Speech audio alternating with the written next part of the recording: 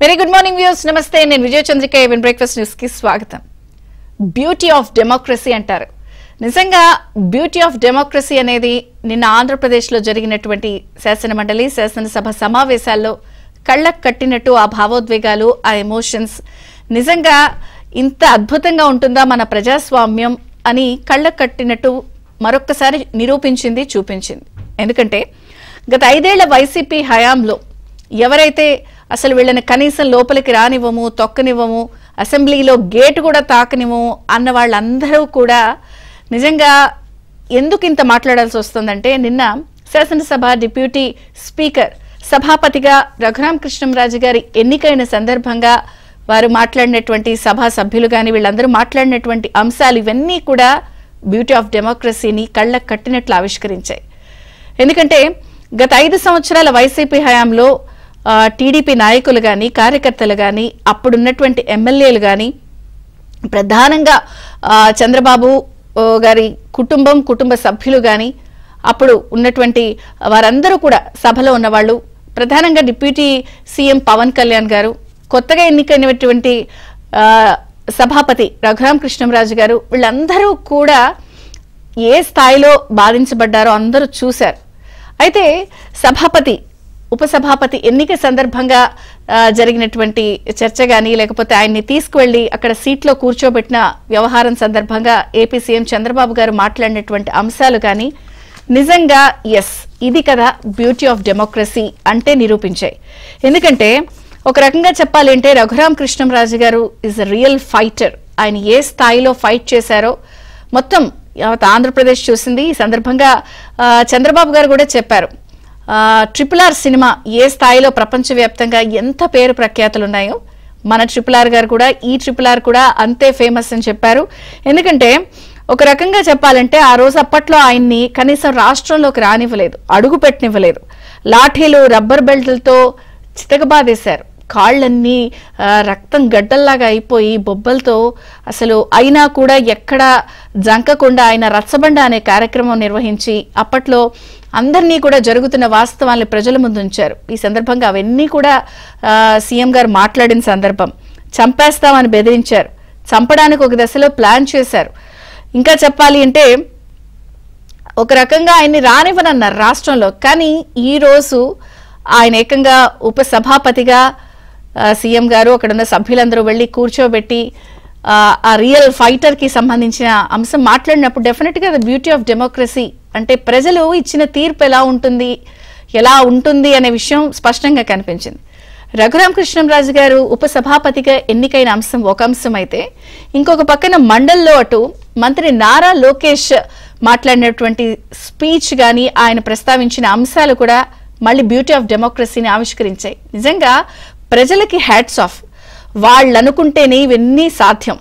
మేము మోనార్కులు, మేమేమైనా చేసేయగలుగుతాం, మేము అనుకుంటేనే లోపలికి ఎవరైనా వస్తారు, మేము అనుకుంటేనే ఊపిరి పీల్చగలుగుతారు. ఇవన్నీ కనీసం అసలు ఊహకందని వ్యవహారాలు. ప్రజలే అల్టిమేట్ గా వాళ్లే దేవుళ్ళని నిరూపించిన సందర్భాలు అనేక ఉన్నా మరొకసారి ఆంధ్రప్రదేశ్లో నిన్న జరిగినటువంటి సభా సమావేశాలు మళ్లీ కళ్ళకు కట్టినట్టు చూపించాయి. ఇక మంత్రి నారా లోకేష్ విషయానికి వస్తే కూడా మండల్లో ఆయన స్పీచ్ నిజంగా గూస్ బంప్స్ తెప్పించాయి. సో ఒక రకంగా ఆయన విరుచుకుపడ్డారు. తల్లిని అవమానిస్తే సహించాలా? అసలు ఏం మాట్లాడుతున్నారు మీరంతా కూడా? అసెంబ్లీలో నా తల్లిని అవమానించారు, ఆ తర్వాతే సభను అప్పుడు ప్రతిపక్ష నేతగా ఉన్నటువంటి చంద్రబాబు గారు బహిష్కరించారు. గౌరవ సభగా మారేకే వస్తాను, ఇది గౌరవ సభ అంటూ ఛాలెంజ్ చేసి వెళ్లారు. మేము అలాగే వచ్చాము, సో పారిపోలేదు, మేము సింహాల్లాగానే వెనక్కి తిరిగి వచ్చామని చెప్పినటువంటి అంశం నిజంగా ఆ విరుచుకుపడిన శైలి అని చెప్పిన ఇది నిజంగా ఆ అణిచిపెట్టుకున్నటువంటి కోపాన్ని కూడా ఎక్కడా కూడా లైన్ క్రాస్ అవ్వకుండా అది కళ్ళకు కట్టినట్టు ప్రజల ముందు ఉంచింది. నాడు టీడీపీ ఎమ్మెల్యేలంతా సభకు హాజరయ్యారు, ఎక్కడ పారిపోలేదు. కానీ ఈ రోజు వైసీపీ ఎమ్మెల్యేలు పారిపోయిన అంశం కానీ, లేకపోతే కనీసం సభ ముఖం చూసే అంశం కూడా లేకపోవడం అనేది కళ్ళకు కట్టినట్టు కనిపించింది. సో ఒక రకంగా మళ్ళీ బొత్స సత్యనారాయణ గారు లెగిసి సమర్థించే ప్రయత్నం చేసినప్పటికీ కూడా ఆయన సమర్థనీయంగా అయిపోయింది, పరిస్థితి లేకుండా అయిపోయింది. సో టికెట్లు ఇవ్వడం సమర్థించడం కాదా అంటూ కూడా సూటిగా నారా లోకేష్ గారు ప్రశ్నించారు. ఇదే దేవుడు రాసిన స్క్రిప్ట్ అనేది మరొకసారి నిరూపించిన నేపథ్యంలో బ్యూటీ ఆఫ్ డెమోక్రసీ నిన్న సభలో శాసనసభ వేదికగా మండలిలో జరిగినటువంటి పరిణామాలు నిరూపించాయి. అయితే ఈ సందర్భంగా ఈ రోజు మన చర్చ టాపిక్ లో విషయానికి వస్తే, రాష్ట్రంలో నిషేధిత భూములు, చుక్కల భూముల పేరుతో వైసీపీ హయాంలో జరిగినటువంటి భూ దోపిడీ అంశం చాలా తీవ్ర చర్చనీయాంశమైంది. ఈ దశలో మాడుగుల ఎమ్మెల్యే బండారు సత్యనారాయణ మూర్తి గారు అడిగిన ప్రశ్న సుదీర్ఘమైన చర్చకు కారణమైంది. ఎందుకంటే ఆయన అన్నారు, ఇది బోఫోర్స్ 2G స్కామ్ కన్నా చాలా చాలా పెద్ద స్కామ్ ఇది. 22A ఉన్నటువంటి 25 లక్షల ఎకరాలకు సంబంధించిన అంశం కానీ, లేదా వైజాగ్ లో వేల ఎకరాలని విజయసాయిరెడ్డి గారు కానీ లేకపోతే సుబ్బారెడ్డి గారు దోచుకున్న వైనం కానీ ఆయనంతా కూడా ప్రస్తావించి ఒక రకంగా సభని ఛాలెంజ్ చేసి, నా దగ్గర పూర్తి సాక్ష్యాధారాలు ఉన్నాయి, నిరూపించలేకపోతే మాత్రం నేను ఏ శిక్షకైనా కూడా వెళ్తానని ఛాలెంజ్ చేశారు. సో 40,000 కోట్ల భూములు వీళ్ళంతా కూడా ఎక్స్టార్షన్ లాగించి బెదిరించి లాగేసుకున్నారు. సో ఇది ఖచ్చితంగా మనము చర్చించి ప్రజలకు న్యాయం చేసి ప్రజల ముందు ఉంచాలని చెప్పి మాట్లాడిన అంశం కూడా ఇప్పుడు తీవ్ర చర్చనీయాంశమైంది.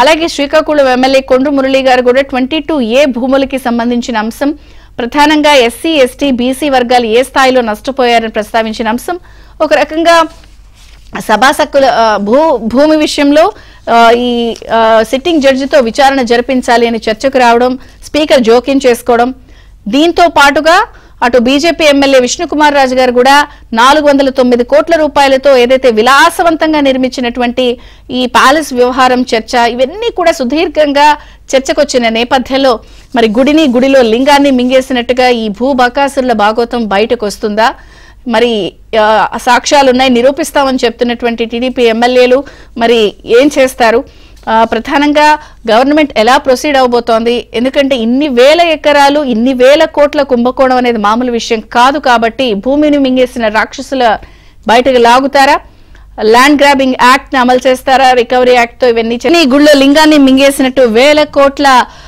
భూ కుంభకోణాలకు పాల్పడినటువంటి భూ బకాసురులపై కూటమి ప్రభుత్వం ఎలా ప్రొసీడ్ అవుతుంది అన్ని చర్చిద్దాం. మనతో పాటు జాయిన్ అయ్యారు టీడీపీ నాయకులు, అలాగే AP agriculture mission vice chairperson Marreddy Srinivas Reddy garu, senior journalist Satyamurthy గారు, బీజేపీ నుంచి స్పోక్స్ పర్సన్ పెద్దిరెడ్డి రవికిరణ్ గారు. అందరికీ స్వాగతం అండి. Marreddy Srinivas Reddy garu, hearty congratulations. So agriculture mission vice chairperson గా ఎన్నికైనందుకు మా అందరి తరపు నుంచి శుభాకాంక్షలు. సో ముందుగా మీతోనే ప్రారంభిస్తాను, ఎందుకంటే నిన్న జరిగినటువంటి అంశాలు కానీ లేకపోతే సభలో జరిగినటువంటి చర్చ కానీ, మీరు కూడా అనేక సందర్భాల్లో ఈ వ్యవసాయము, భూములు, ఈ విషయాలన్నింటిలో చాలా గట్టిగా ఫైట్ చేశారు. ఇప్పుడు ప్రధానంగా 3 పార్టీలు నిర్వహిస్తున్నటువంటి కూటమిలో గ్రీవెన్సెస్ సెల్లో వస్తున్నటువంటి మేజర్ కంప్లైంట్ భూమికి సంబంధించిన ప్రాబ్లమ్సే మెజారిటీ గ్రీవెన్స్ లో వస్తున్నాయి. సో నిన్న చర్చ అంతా కూడా సుదీర్ఘంగా ఈ భూములు, కుంభకోణం, ఎన్నెన్ని ఎకరాలు, నిషేధిత భూములు, చుక్కల భూములు, 22A ఉన్నటువంటి అంశాలు అన్ని చర్చ జరిగింది. ఏం చెప్తారు? చంద్రిక గారు, ముందుగా మీకు ప్యానెల్లో పెద్దలకి, బ్రేక్ఫాస్ట్ వీక్షకులందరికీ కూడా శుభోదయం. చాలా మంచి అంశం ఈరోజు విస్తారమైనటువంటి ప్రజానీకంలోకి చర్చకి తీసుకెళ్ళడానికి ఉపయోగపడింది ఈ డిబేట్ ద్వారా. మీరు ఎంపిక చేసుకున్నటువంటి సబ్జెక్టు దాదాపుగా ప్రజానీకంలో, అంటే ఇక్కడనే కాదు ఎక్కడైనా ప్రజానీకంలో 80% 80% జనానికి సంబంధించినటువంటి అంశం. ఈ రోజు నేరుగా అది వాళ్ళ భూమిపైనే ప్రభావితం కాకపోయినప్పటికీ వాళ్ళకి సంబంధించినటువంటి వాళ్ళకో రేపటి నాడు వీళ్ళకో ఖచ్చితంగా వచ్చి తీరే అంశం. భూమి అనేటువంటిది చాలా కీలకమైనటువంటి పాత్ర పోషిస్తుంది మానవ జీవన విధానంలో. చాలా ఎమోషన్స్ ఉంటాయి ఆ భూమితో. భూమి చాలా కీలక పాత్ర పోషిస్తుంది. భూమిని అందుకనే అంటే భూ పంపిణీ ఉద్యమాలు, లేకుంటే ప్రభుత్వమే భూదానోద్యమాలు, భూమి కోసం పెద్ద ఎత్తున తిరుగుబాట్లు, వీటిపైన మన తెలుగు రాష్ట్రాల్లో అయితే తెలంగాణ సాయుధ పోరాటం దగ్గర నుంచి, లేకుంటే శ్రీకాకుళం ఉత్తరాంధ్రలో సిక్కోలు ప్రాంతంలో జరిగినటువంటి నక్సల్బరీ ఉప ఉద్యమాల దగ్గర నుంచి, రాయలసీమలో వచ్చినటువంటి ఫ్యాక్షన్ గొడవల దగ్గర నుంచి ప్రతి అంశానికి కూడా భూమి ముడిపడి ఉంది. ఎందుకని దీన్ని చాలా కీలకంగా చూడాలి. ఇప్పుడు మేము చదువుకునేటప్పుడు నేను చంద్రిక గారు, నేను స్వయంగా భూమి భాగవతం అనేటువంటి నాటికలు నృత్య నాటికలో నేను స్వయంగా పాల్గొనేవాడిని. దాని కథా కమామిష్ అంతా కూడా వెరిగినటువంటి వాడిని. అందుకని ఈ రోజు భూమి ఈ భూమి మీద పెట్టేటువంటి కిటుకులు లిటుకులు అన్నిటినీ తెలిసే ఆ రోజు స్వర్గీయ నందమూరి తారక రామారావు గారు ఈ వ్యవస్థలో కీలకంగా ఉన్నటువంటి కలం రాతగాడిని, నేను ఊరికి కరణాన్ని కలం రాతగాడిని అని ఒక కరణం వచ్చేసి 300 ప్రో నోటు 600 చేస్తాను, కలకటేరినే తహసీల్దారుని తికమక పెట్టి కలకటేరిని నేననేది ఈ స్థాయిలో ఇంత ఇదిగా వెళ్ళినప్పుడు నిన్న అసలు అన్ని కోట్ల కుంభకోణమా, అన్ని వేల ఎకరాల? ఇది ఒక చిన్న క్షీర 5 రూపాయల పెన్నుతోటి లక్షల కోట్ల రూపాయలని మాయం చేసేటువంటి పెద్ద మాఫియా ఈ ల్యాండ్ ఈ సంబంధించినటువంటి భూమాఫియాలు చేసేది. అసలు ఒక్క పాయింట్ అండి, అంటే మనకి వాళ్ళ టైం కన్స్ట్రైంట్ ఉంది కొంత, సో మిగిలిన వాళ్ళందరితో కూడా మాట్లాడాలి కాబట్టి నేను అనేది ఏంటంటే, ఇప్పుడు మీ దృష్టికి వచ్చిన అంశాలేంటి గత ప్రభుత్వానికి సంబంధించి? నిన్న అంత చర్చిస్తున్నారు, ఛాలెంజ్ చేస్తున్నారు. అందుకని చెప్తున్నానండి చంద్రిక గారు, అదే దానికోసమే ఒక చిన్న ఇంట్రొడక్షన్ చెప్పాను ఆ భూమి యొక్క ఇది ఎలా ఉంటుందని. నిన్న వచ్చిన దాంట్లో కాదు, నిన్న బయటకు రావడానికి కూడా అక్కడ కూడా సమయం చాలకుండా ఉన్నటువంటి అనేక అంశాల్లో జగన్మోహన్ రెడ్డి గారు మొత్తం విశాఖపట్నంలో విలువైనటువంటి భూములు అయితేనేమి, ఈ రాష్ట్రంలో ఎక్కడైనా విలువైనటువంటి ఉన్నటువంటి భూములు మొత్తాన్ని కూడా మొదటగా 22A నిషేధిత జాబితాలోకి చేర్పించి దాన్ని వీళ్ళ మనుషుల ద్వారా దానికి ప్రధానమైనటువంటి భూమికి పోషించింది ఉత్తరాంధ్రలో విజయసాయి రెడ్డి, మధ్యాంధ్రలో సుబ్బారెడ్డి, రాయలసీమలో పెద్దిరెడ్డి రామచంద్రారెడ్డి. ఈ ముగ్గురు రెడ్ల ద్వారా జగన్మోహన్ రెడ్డి ఆ విలువైనటువంటి భూముల పరిష్కారం పేరుతోటి దాన్ని కబ్జా చేసేటువంటి, దాన్ని కొట్టేసేటువంటి ఆలోచన చేశారు. దాంట్లో పెద్ద ఎత్తున కుంభకోణం జరిగింది. ఈ పాటికే ఇప్పటికే దాదాపుగా 40-50 వేల కోట్ల రూపాయల భూములన్నీ కూడా చేతులు మారిపోయినాయి. విజయసాయి రెడ్డి గారి బినామీలకైతేనేమి, వైవి సుబ్బారెడ్డి గారి బినామీలకైతేనేమి, ఉత్తరాంధ్ర ప్రాంతంలో ఉన్నటువంటి విలువైన భూములు చాలా వరకు కూడా ఈ 22A ఉన్నాయి. ఈ పరిష్కారం కావు, వీటితో మేము వేగలేము అన్నటువంటి అభిప్రాయానికి వచ్చి అయిన కాడికి తీసుకొని బయటికి వెళ్ళిపోయిన పరిస్థితి. వెళ్ళడానికి ఆ సహకరించినటువంటి వాళ్ళపైన దాడులు చేసిన పరిస్థితి కూడా మనం చూసాం. చంద్రిక గారు, ఇక్కడ ఒక విషయం మీ ద్వారా మొత్తం సమాజానికి మరొకసారి రిమైండర్ చేస్తున్నా. చెప్పండి. జగన్మోహన్ రెడ్డి సెంటు పట్టా ఇచ్చేటప్పుడు ఈ సెంటు భూమి కూడా ముందుగానే మీకు అమ్ముకునే అవకాశం కల్పిస్తూ ఇస్తున్నానని పేదలను ఊరించాడు. అమాయకపు పేదలు. దీని అర్థం ఏంటంటే, విలువైనటువంటి భూముల్ని సెంటు పట్టాల పేరుతో విభజించి వాళ్ళకి అందించే కన్నా ముందే వాళ్ళతోటి బినామీలకు అగ్రిమెంట్లు రాపించి సెంటు భూమితో పాటు దానికి కేటాయించిన రోడ్లు దారి మార్గాలే ఎక్కువ ఉంటాయి భూమి కన్నా, ఆ ఎన్నిటిని ఫ్రీగా కొట్టేసేటువంటి అంటే జగన్మోహన్ రెడ్డి కబ్జా చేయటంలో లేకుంటే కొట్టేయడంలో ఎన్ని విధాలుగా భూమిని కాజేయచ్చో అన్ని రకాలైనటువంటి దీన్ని చేసి పెద్ద భూమిని తయారు చేసుకున్నారు వాళ్ళ బినామీల పేరుతోటి.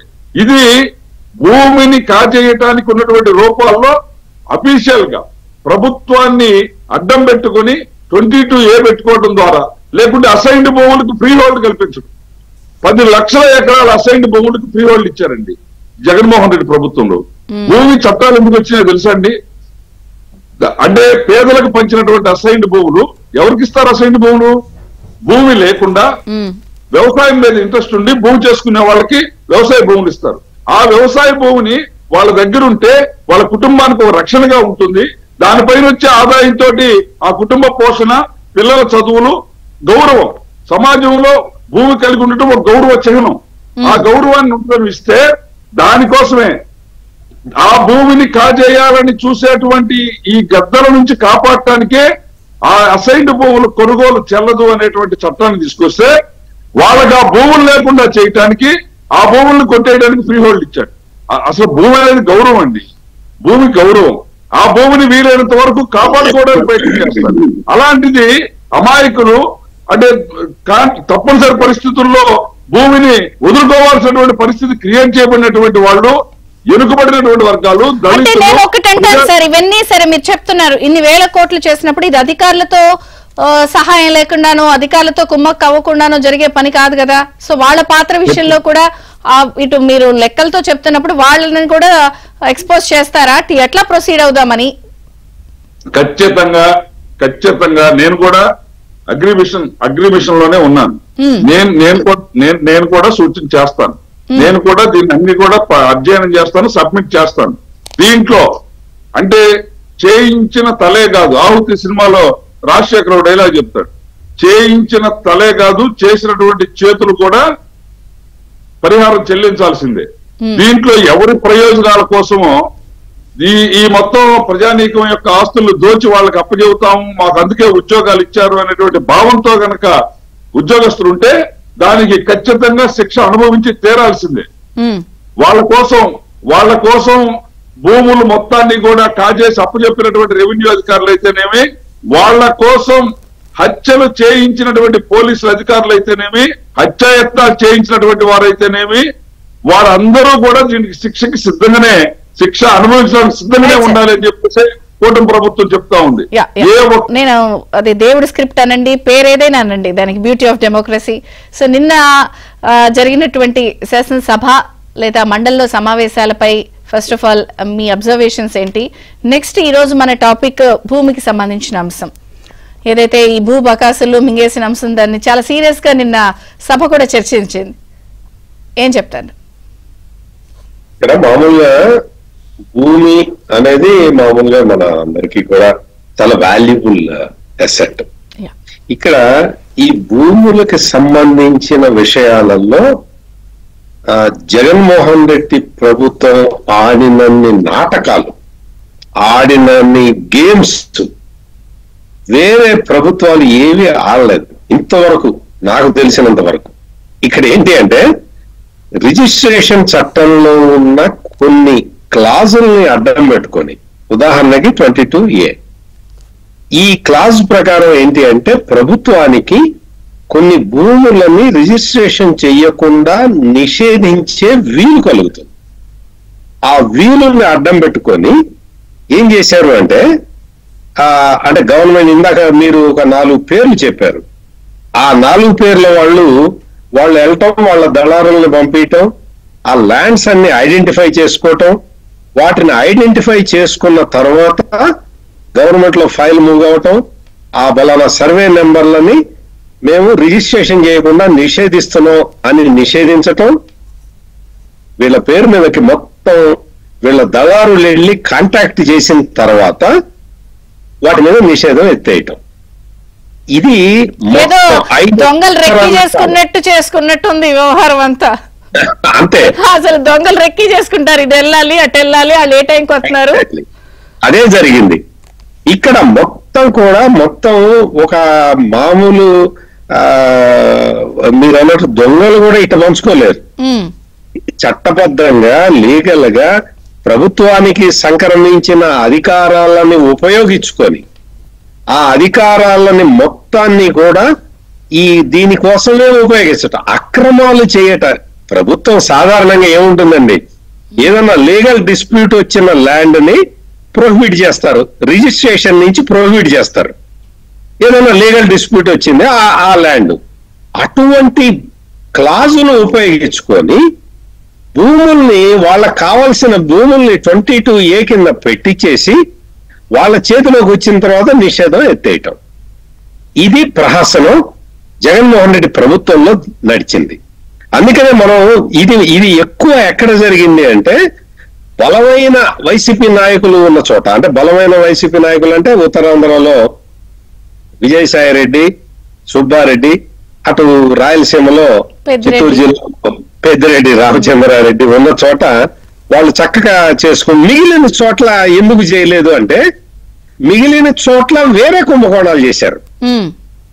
ఈ TDR బాండ్లు అన్ని చూసాం కదా, వాళ్ళు తిరుపతిలో TDR బాండ్లు, గోదావరి జిల్లాలో ప్రధానంగా TDR బాండ్లు అంతా అక్కడ జరిగింది. TDR బాండ్లు అంటే కుంభకోణాలని కూడా పద్ధతి ప్రకారం క్రమ పద్ధతిలో అందరూ పంచుకొని చాలా డిసిప్లిన్డ్ గా కుంభకోణాలు చేసిన పార్టీగా మనం వైఎస్ఆర్ కాంగ్రెస్ పార్టీని ఖచ్చితంగా చెప్పుకోవచ్చు.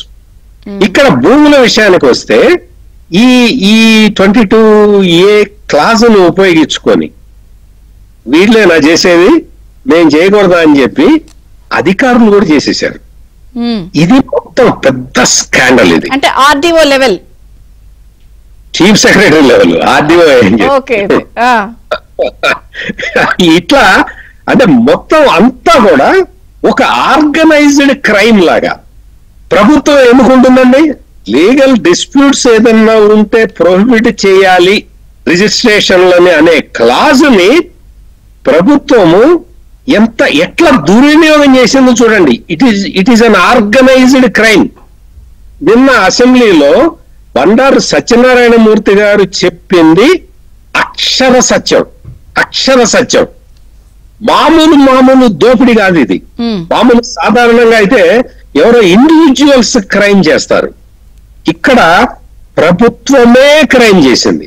క్రైమ్ చెయ్యటానికి ప్రభుత్వమే సహకరించింది, ప్రభుత్వమే అందుకు పావులు కదిపింది.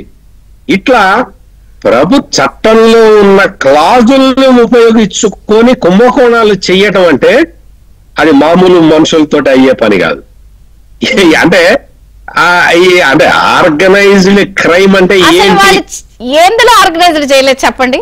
TDR bond organized, social media సైకోల్ది పోస్టింగ్లు ఆర్గనైజ్డ్, వాళ్ళకి మళ్ళీ పథకాలు ఇవ్వడం, జాబితాల్లో అర్హులను ఎత్తేసి వీళ్ళకి ఇవ్వడం ఒక ఆర్గనైజ్డ్, ఇదొక ఆర్గనైజ్డ్, చెప్పుకుంటూ వెళ్తే ఇంకా అంతా మన గొంతు శోష తప్ప ఏం లేదు.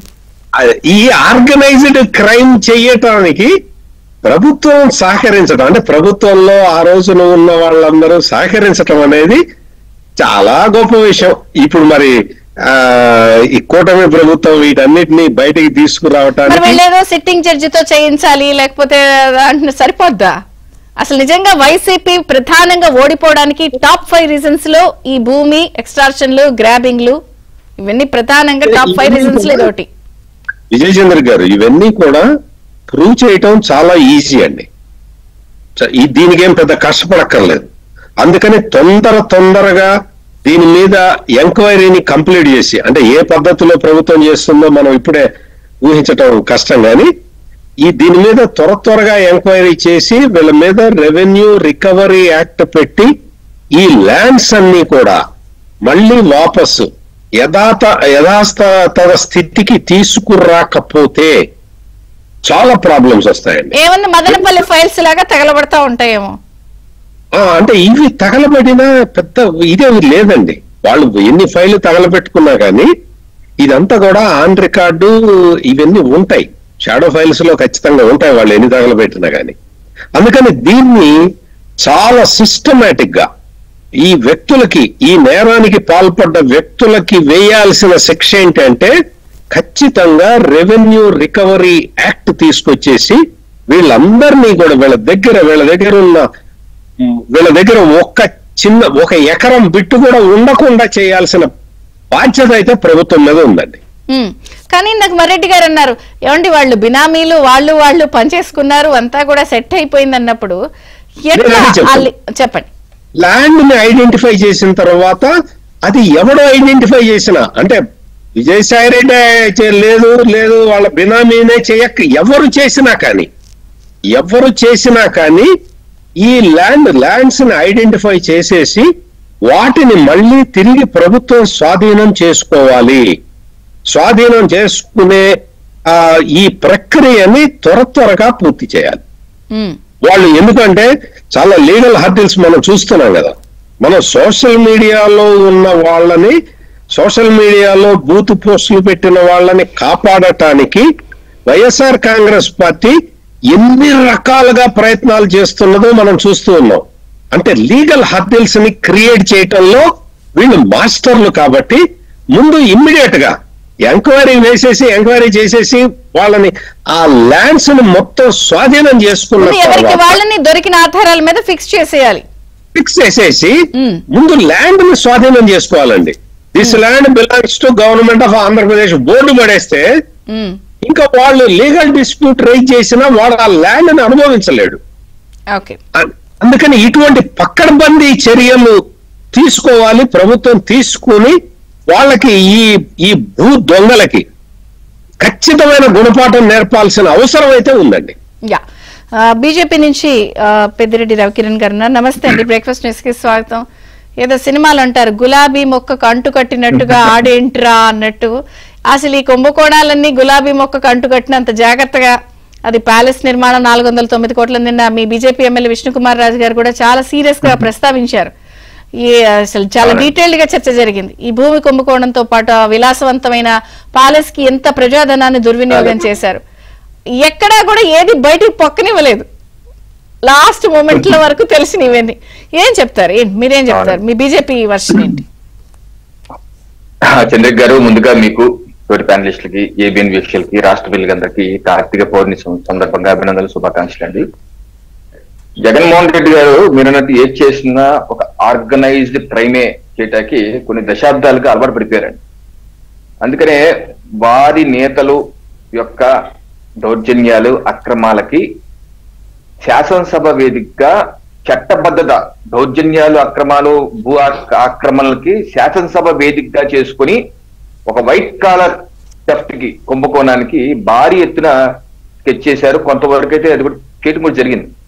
ఆయన చెప్పడం చిక్కటి చిరునవ్వుకి ఏం చెప్పాడంటే, మా అక్కల అమ్మల చెల్లెలకి యొక్క అకౌంట్ లో ఖాతాలు వేసేస్తున్నాయి, డబ్బుల్లో వేసేస్తున్నాయి, బడబడ బటన్లోకి ఏళ్ళు కొట్టేస్తున్నాయి అని చెప్పడం చెప్పి, వా పేద బడుగు బలిగిన దళిత గిరిజన వర్గాలు ఏ భూమి మీద అయితే నుంచున్నారో ఆ భూమినే లాగేసే ప్రయత్నం, ఆ భూమిని లాగేసి ఆ భూమిలో వాళ్ళు కప్పెట్టేసే ప్రయత్నం చేశాడు. ఉదాహరణకి ల్యాండ్ టైటిలింగ్ యాక్ట్ ఎంత దారుణమైన చట్టం అంటే, దానికి తోడు ఈ అసైన్ భూములు సవరణ చట్టం 25 సెప్టెంబర్ 2023 చేశారు ఈ చట్టం. దీనికి కొనసాగింపుగా పాస్బుక్ల మీద ఆయన ఫోటోలు, రాళ్ల మీద ఆయన దిష్టి బొమ్మలు. ఎంత ఏంటో ఒక ప్యాకేజ్ అండి, ఒక నేరపూరితమైనటువంటి ఒక దురుద్దేశపూరితమైన ప్యాకేజ్. దీని ద్వారా రాష్ట్ర ప్రజల యొక్క స్థిరాస్తులను లాగేసుకునే ప్రయత్నం.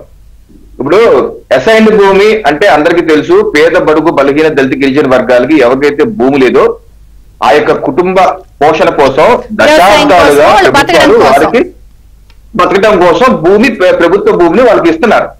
అయితే పెద్దలు ఏం ఆలోచించారంటే, ఓకే వాళ్ళు బక్కచిక్కిన వాళ్ళని బడాబాబులు వచ్చేసి ఇన్ఫ్లుయెన్స్ చేసేసి ఆ చదువుకోనటువంటి నిరక్షరాస్తుల దగ్గర ఏదో రకం నయానభమైన భూములు లాగేసుకుంటారు, మళ్ళీ వాళ్ళు భూమి లేకుండా నిరుపేదలు అయిపోతారు. ఆ పరిస్థితి రాకూడదని 29 ఏప్రిల్ 1977లోనే అప్పుడు చట్టం చేశారు. ఈ అసైన్ భూములు ప్రొహిబిషన్ ఆఫ్ ట్రాన్స్ఫర్ యాక్ట్ 1977 చేసి ఈ భూమిని ఎవరు అమ్మకూడదు, ఎవరు కొనకూడదు, ట్రాన్సాక్షన్స్ చేస్తే నేరం, శిక్ష అని కఠినమైన చట్టాలు పెట్టి 46 సంవత్సరాలుగా ఏ ప్రభుత్వం మారినా ఎవరు దాన్ని ముట్టుకోలేదు. ఎందుకంటే అన్ని ప్రజా ప్రభుత్వాలు కాబట్టి.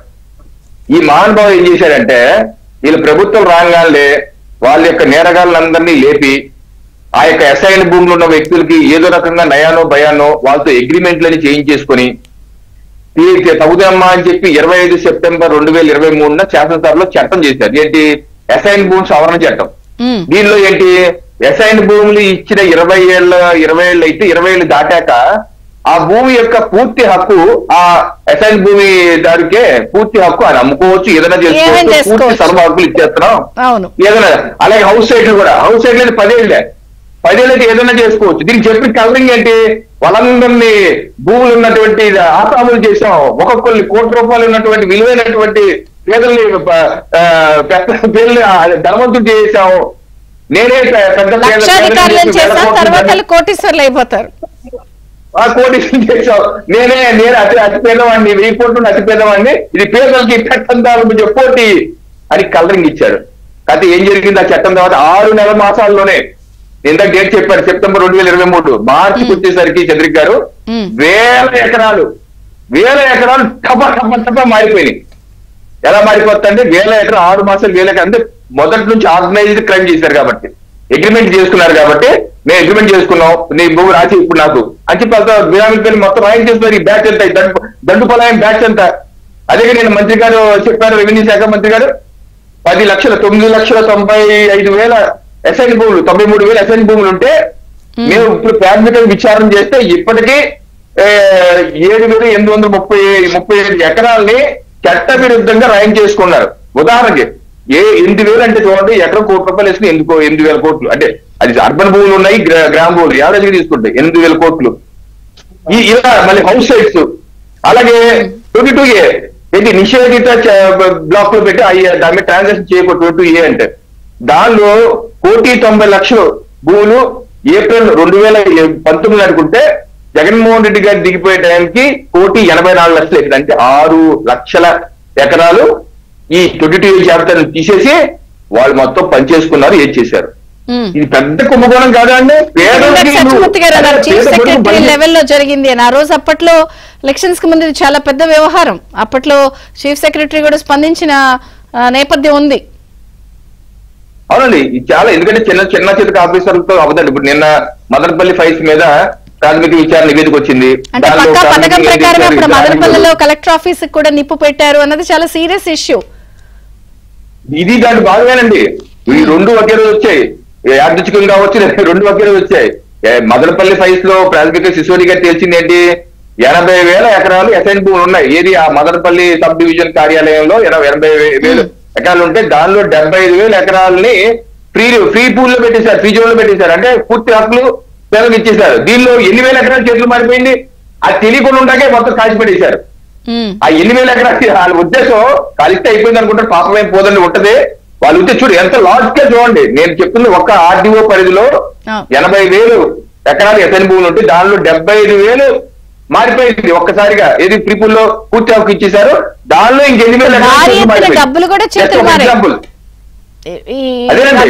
వీళ్ళకు ఉన్నటువంటి ఇసుక భూమి, ఇసుక కుంభకోణం భూములు, మద్యం కుంభకోణం డబ్బులు, ఇసుక డబ్బులు ఎన్ని పెట్టి బ్యాక్ సైడ్ లో ఈ డబ్బులన్నీ తిప్పేసి ఈ భూములన్నీ కారుజోగా పేద బడుగు బలిగిన వర్గాల నుంచి లాగేసుకుని ఆ పేదలందరినీ, ఉదాహరణకి నేను మంత్రిగా చెప్పింది 28,000 ఎకరాలు ప్రాథమికంగా తెలియదు అంటున్నారు. 8,000 ఎకరాలు అంటే 8,000 కుటుంబాలండి. 8,000 కుటుంబాలు 5 దేశాలు 40,000 మంది 50,000 మంది అండి. ఇది ప్రాథమికంగా జస్ట్ ఇది కాదు, ఇంకా చాలా ఉన్నాయి.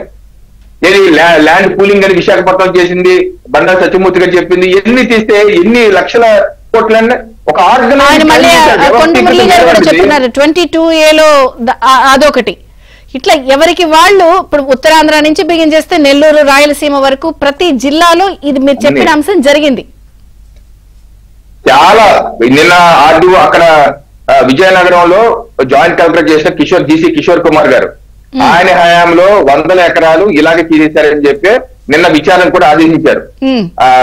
జాయింట్ కలెక్టర్ ఆయన విచారణ ఆదేశించారు. ఇది చిన్న స్థాయిలో అయ్యేది కాదండి, ఇది పెద్ద స్థాయిలోనే అయ్యింది. పెద్ద కింద అందరూ ఇన్వాల్వ్ అయ్యారు. అంటే ఒక వ్యవస్థీకృత, నేను జగన్మోహన్ రెడ్డి గారు వ్యవస్థకి ఎంత కుళ్ళు చేశారంటే కుళ్ళు నింపేశారంటే చూడండి. పాప పెద్ద స్థాయి ఉన్న అధికారులు, చిన్న స్థాయి అధికారులు. ఏది నిన్న మదనపల్లి కేసులో సీనియర్ అసిస్టెంట్ కూడా కేసు ఎదుర్కొంటున్నారు. దీని వల్ల కదా సీనియర్ అసిస్టెంట్ ఏం లాభం వస్తుందండి.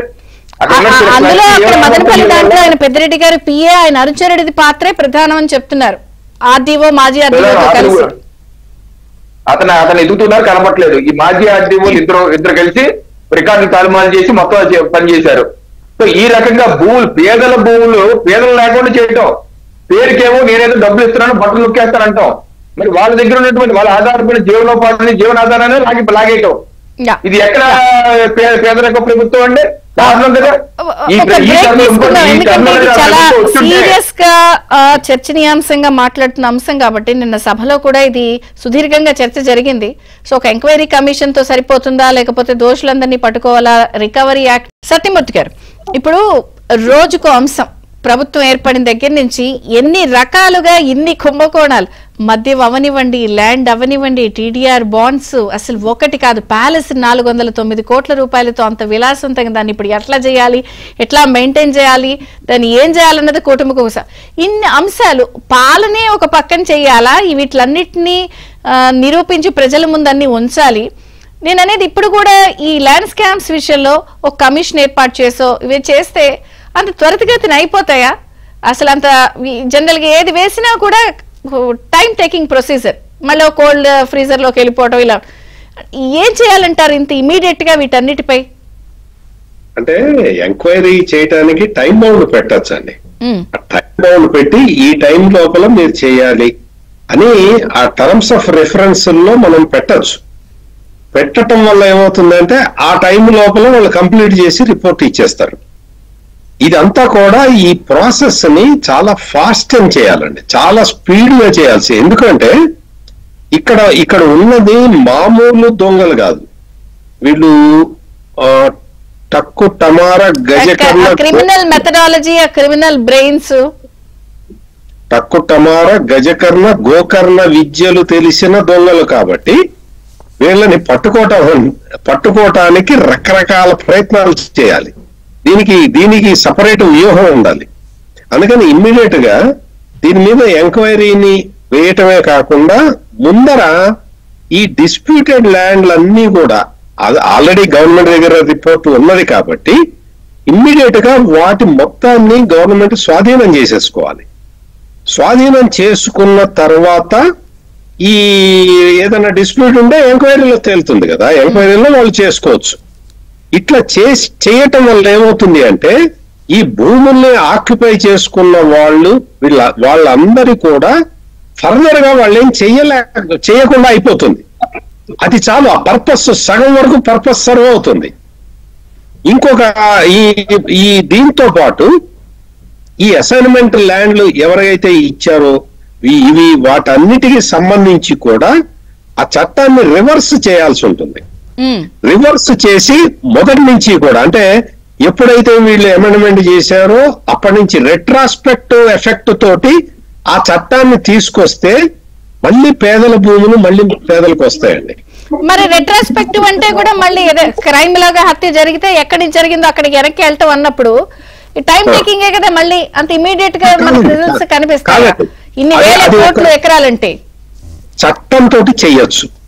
దీనివల్ల ఏమవుతుంది అంటే ఈ అసైన్మెంట్ ల్యాండ్లు కానీ లేదన్నా పేదలకు ఇచ్చిన భూస్థలాలు కానీ ఇంటి స్థలాలు కానీ ఇళ్లు కానీ అవన్నీ మళ్ళీ వాళ్ళకి సంక్రమిస్తాయి.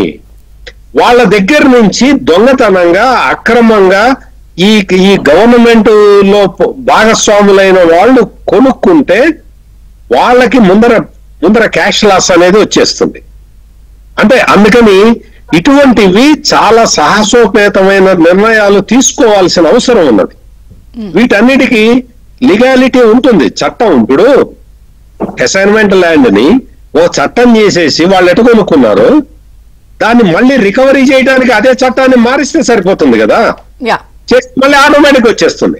అంటే ఈ తరహా కొంచెం ఫాస్ట్ గా చాలా ఫాస్ట్ గా ప్రభుత్వం కనుక నిర్ణయాలు తీసుకోగలిగితే దీని వెనక ఉన్న పెద్దలందరూ కూడా భారీ ఎత్తున ఆర్థికంగా భారీ ఎత్తున చిక్కుల్లో పడతారు.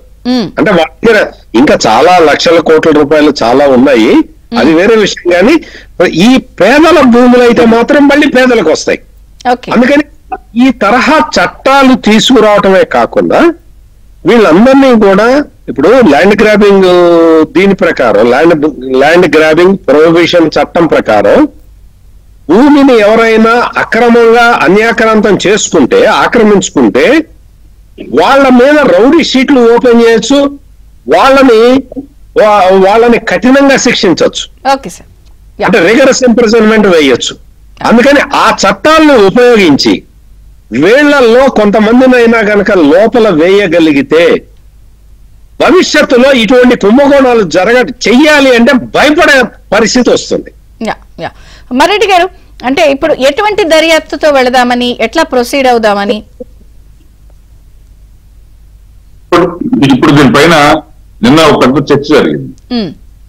దీని మీద విధి విధానాలు రూపొందించి ఒకటే కూటమి ప్రభుత్వం యొక్క చంద్రబాబు నాయుడు గారి నేతృత్వంలో ఉన్నటువంటి కూటమి ప్రభుత్వం యొక్క లక్ష్యం ఒకటే, ఏదైతే చట్ట వ్యతిరేకంగా నిర్ణయాలు చేసి లేకపోతే చట్టంలో ఉన్నటువంటి చట్టాన్ని లొసుకులుగా తయారు చేసి, చట్టంలో లొసుకులు లేవు, చట్టంలో నుంచి లొసుకులను తయారు చేసి ఈ కబ్జాదారులు చట్టబద్ధత పొందేటువంటి ప్రయత్నం చేశారో దానికి వాళ్ళు విలువ తెచ్చుకునే ప్రయత్నం చేశారో దీన్ని అంతటినీ ఏ విధమైనటువంటి రికవరీలోకి తీసుకురావాలి, ఏ విధంగా దాన్ని అంతా వెనక్కి తేవాలి అనేది ఉంది. ఇప్పుడు సత్యమూర్తి గారు చెప్పినట్టు ఏదైతే గ్రాబింగ్ ప్రొహిబిటెడ్ యాక్ట్ ఉందో దీన్ని ఇంప్లిమెంట్ చేయడం ద్వారా ఈ నేరస్తులందరినీ కూడా కఠినంగా శిక్షించడం, అదే విధంగా మొత్తం కూడా రికవరీ చేయటం, మళ్ళా దాన్ని రికవరీ చేయడంతో పాటు వాళ్ళందరినీ కూడా 14 సంవత్సరాల వరకు కూడా జైలు శిక్ష పడే దానికోసం చట్టం రూపొందించబడింది. వీళ్ళందరినీ కూడా చేయాలి. ఎందుకంటే ఈ విధమైనటువంటి భూములకు సంబంధించినటువంటి అంశాల్లో ఈ విధమైన కఠినతర చట్టాలు లేకపోతే సాధారణ ప్రజానీకానికి సామాన్యుడి చేతిలో భూమి ఉండేదానికి అవకాశమే లేదు. అవును. ఏ ప్రభుత్వం ఆలోచన దొంగలు తయారవుతూ ఉంటారు. ఈ వెనకమాల ఈ కబ్జాదారులు తయారైపోతారు. ఇప్పుడు ఆల్రెడీ దీంట్లో ఉండేటువంటి నేరస్తులు వాళ్ళు రాజకీయ ఆశ్రమాల కోసం అటు ఇటు జరుగుతూ ఉంటారు. ఏదో ఒక పొరపాటు క్షణాల్లో కనుక వాళ్ళు వచ్చేస్తే రక్షణ పొందాలి అనేటువంటి ఆలోచన చేస్తుంటారు. ఏ పార్టీలో ఉన్నా, ఏ ప్రభుత్వంలో ఉన్నా చట్టం ఉంటే చట్టానికి లోబడి ఉంటారు. వాళ్ళు ప్రభుత్వంలో ఉన్నా సరే చట్టంలో ఉన్నప్పుడు ఆ భయంతోనే ఉంటారు. కాబట్టి దీనిపైన ఇంకా కఠినంగా మీరు ఒక రోజు టైం బౌండ్ పెట్టుకోకపోతే ఇవన్నీ కూడా జరగవు. టైం బౌండ్ లేకపోతే సంవత్సరాలు తరబడి పోతూ ఉంటాయి. ఇట్లనే కాలక్రమంలో గడిచిపోతాయి. చంద్రిక గారు మీలాంటి వారు అంటే ఏబిఎన్ టీవీలో ఈ భూములకు సంబంధించినటువంటి ఒక సమగ్రమైన, ఇప్పుడు భూముల గురించి చాలా మంది మర్చిపోయారు. ఈ భూమి ఎవరికి పట్టా ఉంటే ఇదేదో తరతరాలుగా వీళ్ళ తాతలు అక్కడి నుంచి వచ్చింది అనుకుంటున్నారు. అసలు బ్రిటిష్ వాళ్ళు రైతు వారి పట్టా తేక ముందు భూమి మీద ఎవరికి హక్కు లేదు. భూములంతా భూపతి రాజు కింద ఉండేటువంటి భూములు, తర్వాత జమీందారులు కొన్ని ప్రాంతాలు, తర్వాత ఈ బ్రిటిష్ వాళ్ళు ఇచ్చినటువంటి రైతు వారి ఇదంతా వివరాలు తీసుకురావాలి. ప్రజానీకంలో మళ్ళీ ఒకసారి చర్చ చేయాలి. ప్రజలకు ఒక అవగాహన కల్పించాలి. ఇంతకన్నా ఎక్కువ భూములు ఉన్న రాజులు, రాజు కుటుంబాలు వాళ్ళంతా ఈ రోజు యాచకులుగా బతుకుతున్నారని చెబుతున్నారు. జగన్ రెడ్డి, విజయసాయి రెడ్డి, మీరు తెలియాల్సింది ఏంటంటే ఇదిగో వీళ్ళు గొప్పగా పాలించిన రాజులైనా, ఈ ధరణి పొతులైన భూమి మొత్తం పైన ఆ ప్రాంతంలో యాజమాన్యపు హక్కులు కలిగినటువంటి ధరణి పొతుల యొక్క వారసులు యాచకులుగా చిన్న చిన్న సందుల్లో గొంతుల్లో బతుకుతున్నారు జగన్ రెడ్డి. దీనిపైన అంత వ్యామోహం కరెక్ట్ కాదు. దీనిపైన విజయచంద్ర గారు ఈ చరిత్ర పైన ఒక అవగాహన కల్పించాలి సమాజానికి. అప్పుడే వీళ్ళపైన తిరుగుబాటు కానీ ఇలాంటి వాళ్ళని తరిమి కొట్టేదానికి కానీ ప్రజల్లో ఒక చైతన్యం వస్తుంది. అది ఒక అంశం అయితే ఖచ్చితంగా టైం బౌండ్ గా మీరే తీసుకోవాలి. ముఖ్యమంత్రి గారితో చర్చించి తొందరగా తేల్చండి. రవికిరణ్ గారు, ఇక్కడ ఇంకొక పాయింట్ కూడా నేను ప్రస్తావిస్తాను. ఇది పేదల నుంచి తక్కువ కొట్టేసి విలువ తెచ్చుకోవడం ఒక అంశం అయితే, వ్యక్తిగతంగా ఉంటారు పాపం మిడిల్ క్లాస్ వాళ్ళు. ఇప్పుడు ఈ మధ్య మీరు 3 పార్టీలు గ్రీవియన్సెస్ పెడుతున్నారు. గ్రీవియన్సెస్ లో కూడా సార్ మమ్మల్ని బెదిరించి ఇలా చేశారు, వాటికి సంబంధించి ఎట్లా ట్యాకిల్ చేస్తారు? ఇది నేను చెప్పింది వైడర్ యాంగిల్. ఇప్పుడు నిన్న సుదీర్ఘంగా జరిగింది వైడర్ యాంగిల్ లో ఎలా కొట్టేశారు అన్నది. ఇప్పుడు ప్రధానంగా వ్యక్తిగతంగా కొంతమంది ఉంటారు, common man, common public, middle class people, వాళ్ళ కేసెస్ కూడా ఇక్కడ మనం ట్యాకిల్ చేయాలి. నిన్న శాసనసభలో జస్ట్ ప్రశ్నోత్తరాల్లో 10 ప్రశ్నలు ఒక ప్రశ్న చర్చ వచ్చింది. చాలా స్వల్పకాలిక చర్చ జరిగింది, పెద్ద ఎఫెక్టివ్ గా జరిగింది. దాని పూర్తి స్థాయి చర్చ జరగాలి చంద్రిక్ గారు. ఎందుకంటే ఇప్పుడు మన ల్యాండ్ గ్రాబింగ్ యాక్ట్ తీసుకురాబోతున్నాం, కేబినెట్ ఆమోదించు చట్టం మన శాసనసభలో ప్రవేశపెడతారు, దాని మీద చర్చ జరగాలి. ఆ చర్చ జరిగినప్పుడు పూర్తి స్థాయి ఈ అంశాలు మొత్తం చర్చకు రావాలి. ఏ రకంగా ప్రభుత్వం చేయబోతున్నది చెప్తుందని చెప్పి మేమైతే ఆశిస్తున్నాం. ఇంకోటి, జగన్మోహన్ రెడ్డి గారు వ్యవస్థీకృతంగా ఏం చేశారంటే మనం ఇందాక నేను చెప్పినట్టు ఎస్ఎన్ భూమి సవరణ చట్టం సెప్టెంబర్ 2023లో తీసుకొచ్చి దాని ఎఫెక్టివ్ డేట్ ఏమి ఇచ్చారంటే 31 జూలై 2023 ఇచ్చారండి డేట్. 31 జూలై నుంచి 23 నుంచి అమలులోకి వస్తున్నారు. అయితే 4 మాసాలు, ఆ తర్వాత 4 మాసాలు రియలైజ్ అయ్యి అబ్బే మనం ఇలా దీంతో ఇంకా బాగా కొట్టేయచ్చు అని చెప్పి దుర్మార్గంగా ఫిబ్రవరి 7, 2024లో మరో సవరణ చట్టం తీసుకొచ్చారండి. దానిలో బాగా ఏం చేశారు తెలుసా, ఈ చట్టం జనవరి 29, 2019 నుంచి జనవరి 2019 నుంచి ఎఫెక్ట్ అవుతుంది ఈ చట్టం. అంటే అప్పటి నుంచి కొట్టేసుకోవాలి. సో ఈ రకంగా దుర్మార్గంగా నిస్సిగ్గులు వాళ్ళు చట్టాలు చేస్తుంటే మనం మంచి కోసం, ప్రజల కోసం చట్టాలు చేసి ఈ ఏదైతే సవరణ చట్టాలు చేశారో ఇవన్నీ మనం రిపీల్ చేసి తీసేసి పాత పరిస్థితులు పునరుద్ధరించే విధంగా స్టేటస్ కో గత పరిస్థితి పునరుద్ధరించే విధంగా మనం చట్టం చేయాలి. తప్పనిసరిగా ఒకటి చట్టం అంటే అన్నది ఇది. ఇప్పుడు ఇందాక కూడా మళ్ళీ రిపీట్ చేస్తున్నాను క్వశ్చన్. ఇది మీరు చెప్తుంది పేదలు, నిషేధిత భూములు, చుక్కల భూములు, 22A ఈ అంశాలు మాట్లాడుతున్నాం. కొంతమంది వ్యక్తిగతంగా రూపాయి కూడగట్టుకుని కష్టార్జితం చేసి సంపాదించారు. ఇప్పుడు అవి గ్రీవియన్సెస్ లో వస్తున్నాయి మనకి సమస్యలు. చేస్తారు, వాళ్ళకు కూడా న్యాయం జరగాలి కదా. అది నిన్న మంత్రి గారు అసెంబ్లీలో చెప్తే సత్యప్రసాద్ గారు చెప్పారు, మాకు గ్రీవెన్సెస్ లో ఎక్కువగా వస్తుంది భూ వివాదాలే, ఇలా గ్రాబింగ్ చేశారని. 8,000 కంప్లైంట్లు వచ్చేప్పుడు 8,000 వచ్చాను. సో ఈ కేసు చూడవలసిందేనండి. కేసు టు కేసు చూడవలసింది. కేసు టు కేసు చూసి దాని ప్రకారం కలెక్టర్ కోర్టులో విచారించి డిస్పోజ్ చేస్తారు. అది కేసు టు కేసు చూడాలి. బట్ బై అండ్ లార్జ్ వీళ్ళు ఏదైతే లక్షల ఎకరాలు దుబ్బేసే ప్రయత్నం చేశారో దాన్ని అండూ చేయాలి అర్జెంట్ గా. ఆ 2 చట్టాలని అమెండ్మెంట్, అసైన్ భూముల సవరణ చట్టం ఏదైతే దుర్మార్గమైన చట్టం, మన ల్యాండ్ టైటిలింగ్ యాక్ట్ ఏదైతే రద్దు చేశామో ఆ రకంగా దీన్ని కూడా రద్దు చేసి స్పీడప్ చేస్తే ఇమీడియట్ గా ఎఫెక్ట్స్ ఉంటుంది. Thank you.